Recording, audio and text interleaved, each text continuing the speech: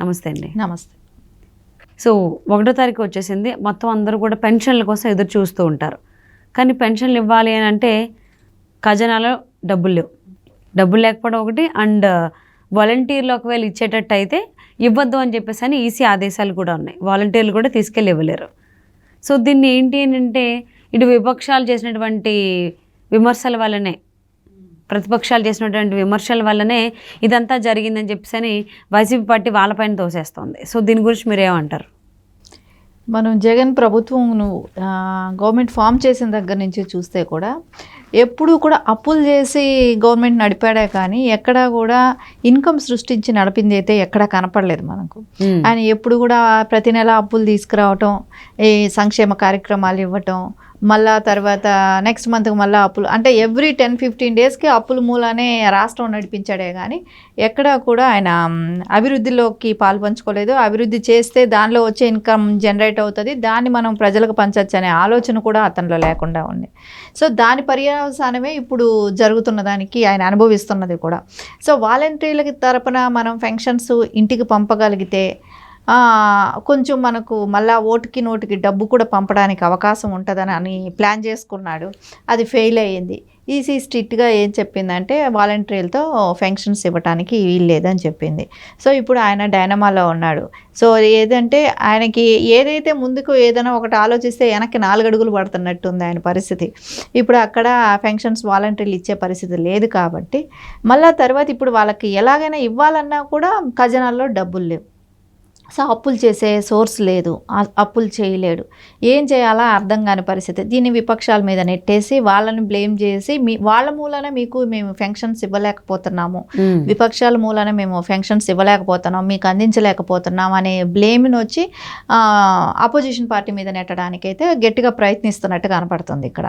అదే చేస్తున్నాడు కూడా, ప్రయత్నించడం కూడా కాదు కానీ కన్ఫామ్గా అదే చేస్తున్నాడు అతను.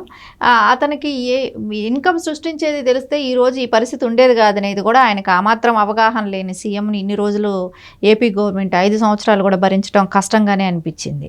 ఏదేమైనా కూడా ఇప్పుడు ఈసీకి తీసుకున్న ఈ నిర్ణయం అయితే చాలా సంతోషించదగ్గ విషయం. ఎందుకంటే ఈ వాలంటరీ వ్యవస్థ వచ్చిన దగ్గర నుంచే ప్రతిదీ కూడా జగన్కి చేరువుగా వాలంటీర్లు ప్రతి విషయాన్ని కూడా చేరవేసే దానిలో ప్రజలకు కూడా ఒక భయభ్రాంతులకు గురి అవుతున్నట్టుంది.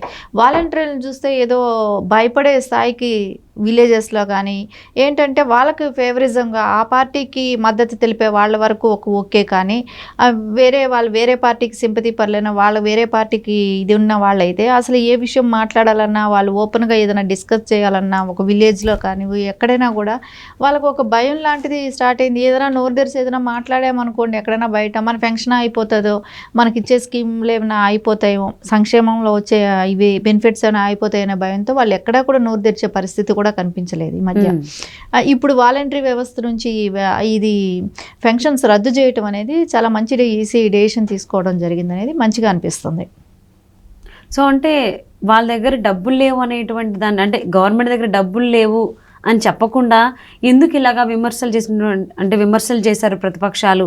సో దానివల్లనే ఇప్పుడు డబ్బులు ఇవ్వలేకపోతున్నాం అనడం, అంటే ఒకవేళ డబ్బులు ఇచ్చేటట్టు ఉంటే అటు వాలంటీర్ని యూజ్ చేసుకుని పెన్షన్లు ఇస్తూ ఓ పక్క ఇలాగా మాట తీసుకోవడం, ఓటుకు ఇంత అని చెప్పేసి అని మాట్లాడుతున్నారు.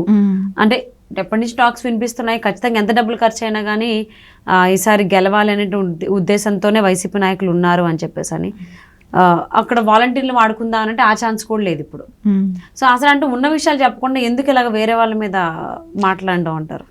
ఎందుకంటే ఎలక్షన్ రాబట్టి ఎలక్షన్ టైంలో ఏదో ఒక బ్లేమ్ చేసి అపోజిషన్ పార్టీని నిందితులుగా చూపెట్టడానికో ట్రై చేసే ప్రయత్నం చేస్తున్నాడు. కానీ నీ దగ్గర ఖజానాలో డబ్బులు ఉంటే నీ అనుకున్న వాళ్ళకందరికీ కాంట్రాక్టర్స్కి అందరికీ నువ్వు చెల్లించగలిగావు కదా, వాళ్ళకన్నీ ముందే ప్రిపేర్గా అప్పులు చేసేసావు, వాళ్ళకంతా చెల్లించగలిగావు. నువ్వు అదే అప్పు నువ్వు ముందే ఎందుకు చేసి రెడీ చేసి పెట్టుకోలేదు, నెక్స్ట్ మంత్ వస్తుంది కదా. సో ఇవంతా ప్రీ ప్లాన్డ్గానే ఏం చేశాడంటే అపోజిషన్ మీద నెట్టడానికి, వాళ్ళకి డబ్బులు పంచకుండా ఉండటానికి, వాలంటరీ ఇది ఎవరికైతే పెన్షన్స్ వెళ్తాయో వాళ్ళకి పంచకుండా ఉండటానికి చేసిన ప్రయత్నం అనేది పక్కాగా మనకి ఇక్కడ కనపడతానే ఉంది. ఆయన వేసిన స్కెచ్చే అదే అనిపిస్తుంది. ఎందుకంటే ఇప్పుడు వాళ్ళ మూలాన నేను ఇవ్వలేకపోయాను, అపోజిషన్ మూలాన అని చెప్పి ప్రజల్లోకి చెప్పుకోవటానికి ఆయనకి ఛాన్స్ దొరికిందని అనుకుంటున్నాడు. ఇప్పుడు అనుకున్న అతనే అయితే నువ్వు ఎలాగైతే కాంట్రాక్టర్లకు అందరికీ నువ్వు ఇచ్చేసుకున్నావో డబ్బులు, ఈ ఫంక్షన్స్ కూడా నువ్వు ఎట్లా ఆపగలిగేది ఇది ఉండేది కాదు కదా, నువ్వు ముందే రెడీ చేసి పెట్టుకొని ఉండొచ్చు కదా.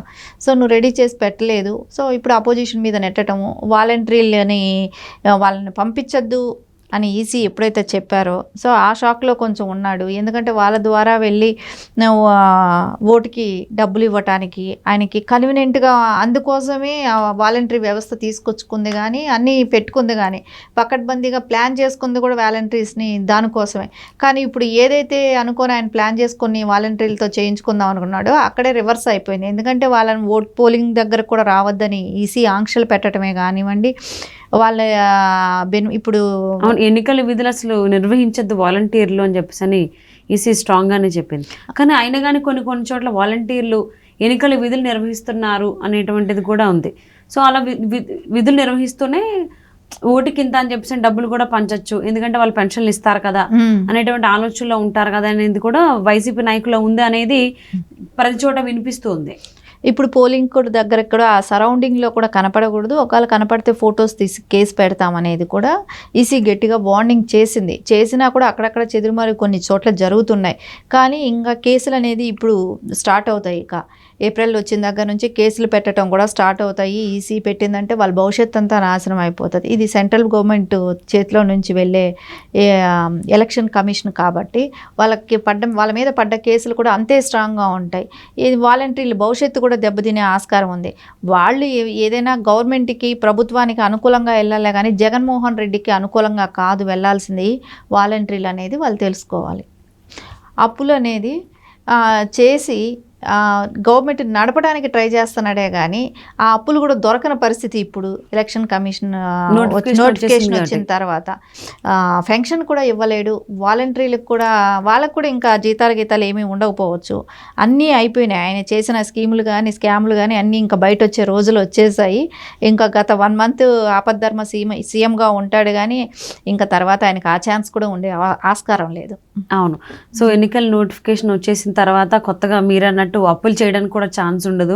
సో లాస్ట్ ఎలక్షన్ నోటిఫికేషన్ కంటే ముందే బటన్ నొక్కి ఆసరాకు సంబంధించి కొంతమంది మహిళలకు కూడా డబ్బులు ఇచ్చేది ఉంది. సో అది బటన్ నొక్కడమే జరిగింది కానీ ఇప్పటి వరకు కూడా ఎవరి అకౌంట్లో కూడా డబ్బులు పడలేదని చెప్పేసి ప్రతి చోట మహిళలు దీని గురించి చెప్తూనే ఉన్నారు. ఇప్పుడు 1వ తారీఖు కూడా వచ్చేసింది, పెన్షన్లు కూడా ఇవ్వాల్సి ఉంది.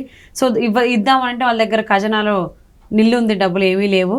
సో అది చెప్పకుండా సో ప్రతిపక్షాలు ఇలా విమర్శలు చేయడం వల్ల డబ్బులు ఇవ్వలేకపోతున్నాము, వాలంటీర్ల నుంచి పంపించలేకపోతున్నాము అంటున్నారు. వాలంటీర్ల చేతి పంపించలేకపోయినా డైరెక్ట్గా అకౌంట్లో కూడా వేసేటువంటి అవకాశాలు ఉంటాయి కదా. ఎందుకంటే ఈసీ కూడా చెప్పింది ప్రత్యామ్నాయ ఏవైతే మార్గాలు ఉంటాయో అవి వెతుక్కోండి అని. మరి ఏం చేస్తారో చూద్దామండి. 1వ తారీఖు వచ్చింది కాబట్టి. And thank you so much for spending your valuable time with us, లత గారు. Thank you.